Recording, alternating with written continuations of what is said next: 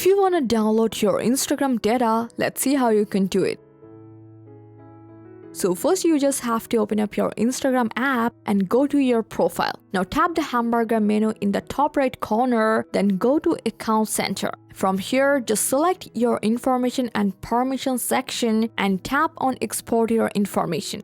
Now select Create Export. Now choose your Instagram account, then select where you just want to export your file. It can be your device or external service. I will go with device.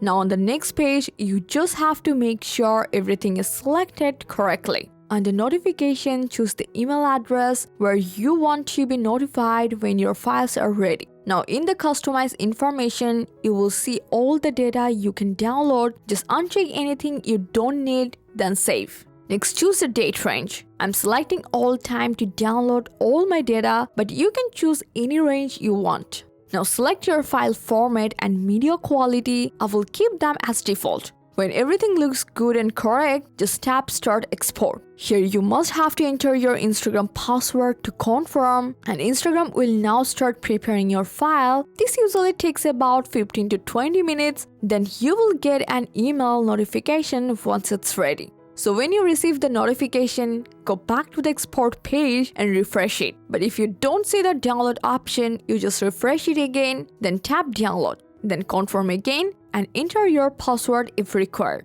So after download your files, if you can't see it here, don't worry, just open up your Files app, go to the Downloads folder, and here you will see a GIF file. Extract it first. Now you can check everything. Your followers with the date and time, your post, stories, media files, recently deleted content, and all of your messages with folders and many more details. Isn't it really easy and useful to download your Instagram data? I hope this guide helped you a lot. Thanks for watching.